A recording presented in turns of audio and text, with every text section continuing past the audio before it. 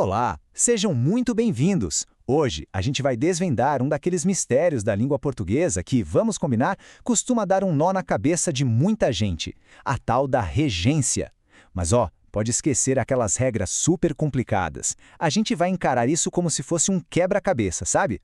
Nossa missão aqui é uma só: descobrir quem é que manda na frase de verdade. Preparados? Então vamos nessa! E para começar, que tal uma frase que, nossa, a gente ouve o tempo todo. Eu prefiro mais doce do que salgado. Soa super normal, né? Parece inofensiva. Pois é, mas de acordo com a norma culta, essa frase aí tem um probleminha.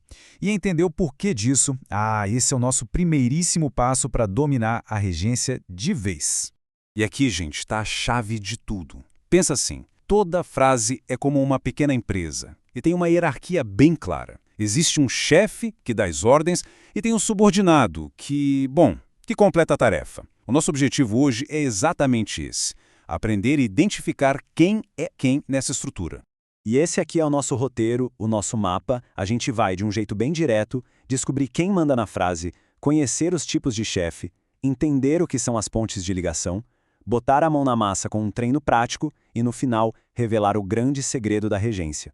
Muito bem, primeira parada: quem manda na frase? Antes de pensar em qualquer regra, o passo número 1, o fundamental, é aprender a enxergar essa hierarquia que existe dentro de cada oração. Então, vamos conhecer o nosso chefe. Na gramática, o nome chique dele é termo regente. Ele é a palavra principal, sabe? Aquela que, se fica sozinha, parece que está faltando alguma coisa. Ela pede um algo a mais.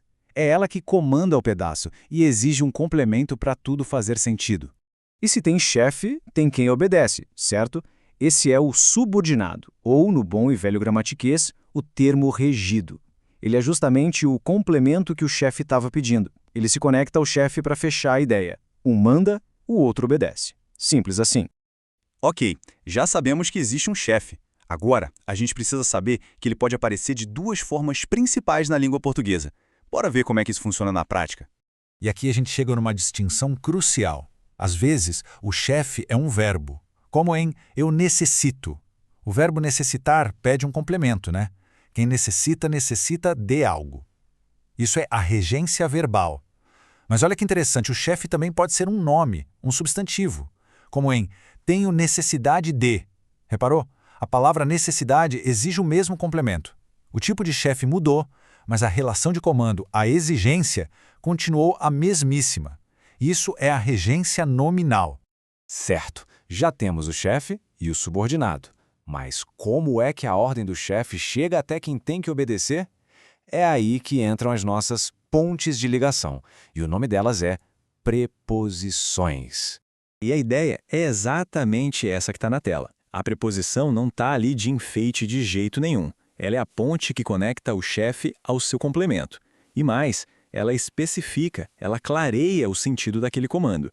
É a pecinha que garante que a mensagem seja entregue do jeito certo. E quando a gente olha assim numa tabela, fica tudo muito claro, né? Olha só, o chefe confiar exige a ponte em, para se conectar ao seu subordinado. O chefe preocupado usa a ponte com, para chegar no seu complemento. E o mesmo vale para o nome elogio, que pede a ponte a, para se ligar ao resto. É sempre essa estrutura, chefe, ponte, subordinado. É isso que a gente precisa aprender a enxergar. Bom, chega de teoria, né? A melhor forma de entender isso de verdade é colocando a mão na massa. Então vamos para o nosso treino prático para aplicar esse método do chefe da ponte. Nosso primeiro desafio. A palavra chefe é favorável. Vamos pensar nela como um chefe que precisa dar uma ordem bem específica. Então a pergunta é essa: se favorável é o chefe, qual é a ponte que ele exige para se conectar com o complemento dele? Quem é favorável?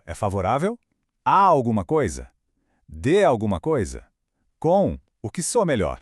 Mandou bem quem pensou na ponte A. Exatamente. O chefe favorável sempre vai exigir essa conexão. Por isso que a gente diz, minha esposa é favorável à atividade. E aquele A com crase? Ele nada mais é do que a nossa ponte A, que se juntou com o artigo A da palavra atividade. Simples. Beleza? Vamos para o segundo exemplo. Agora, nosso chefe é o verbo apoiar. Parece fácil, né? Mas tem uma pequena pegadinha aí. E aqui está o pulo do gato. Nem todo chefe precisa de ponte. É isso mesmo. O verbo apoiar, por exemplo, é um chefe que gosta de comando direto. Na gramática, a gente chama de transitivo direto. Ele se conecta direto com o subordinado, sem precisar de preposição no meio do caminho. Por isso, o certo, certíssimo é: eu apoio o seu trabalho, nunca eu apoio ao seu trabalho. Essa ponte aí para ele não existe. E para fechar nosso treino, vamos analisar a palavra apto. Como será que esse chefe se comporta, hein?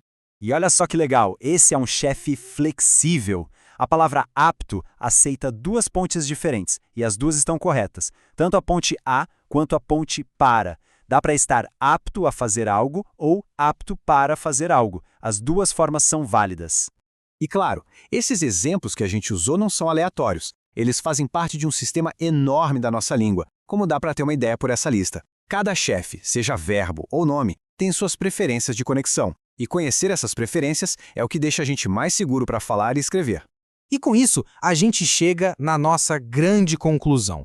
Afinal de contas, qual é o segredo para nunca mais errar regência? O segredo não é ficar decorando listas e mais listas de verbos e nomes. Sério, isso é cansativo e nem funciona direito. A verdadeira virada de chave é mudar o jeito de olhar para a frase. É treinar o olho para, primeiro, achar o chefe. E segundo, perguntar: e aí, chefe, o que você precisa? Qual ponte você quer usar hoje?